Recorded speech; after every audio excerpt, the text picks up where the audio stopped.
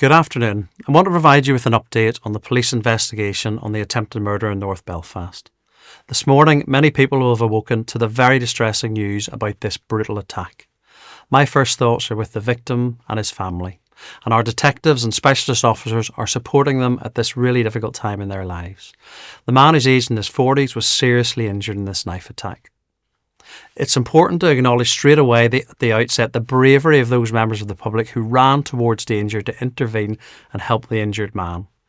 Our position is to provide as much verified information to you, the public, as possible as our investigation continues. So this is what we know so far. It happened in the Kennard Avenue area on Monday the 8th of June at around 10:30 p.m. Officers arrived at the scene within minutes to detain and arrest the suspect and administer first aid, and they were joined at the scene by colleagues from Northern Ireland Ambulance Service.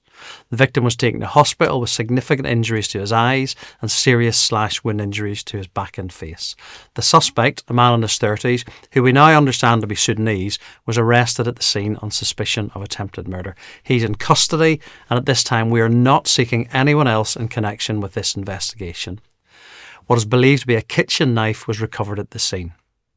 I share your revulsion over the brutal nature of this attack, which has created concern across Northern Ireland and further afield.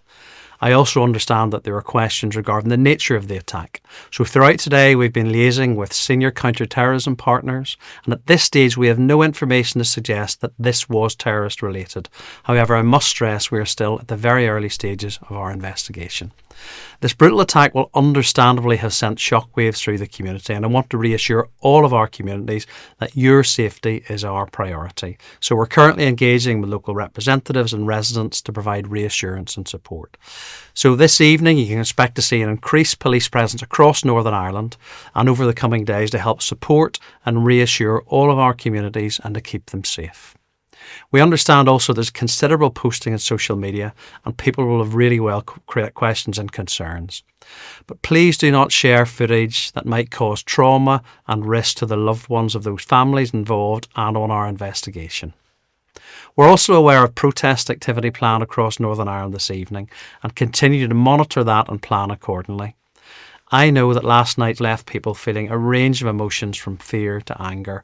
People will want to have their voices heard. But we all remember over the last 2 years significant disorder that only led to damage in our local communities and young people getting caught up in disorder.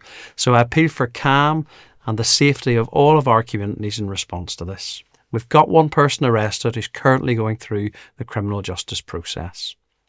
Look, I recognise that at a difficult time like this, you'll be looking to us for answers, information and reassurance. And I and my teams are committed that as best as we can during this fast-time investigation to provide you with clear, factual and accurate information to all communities across Northern Ireland, and will continue to provide you with updates. Thank you.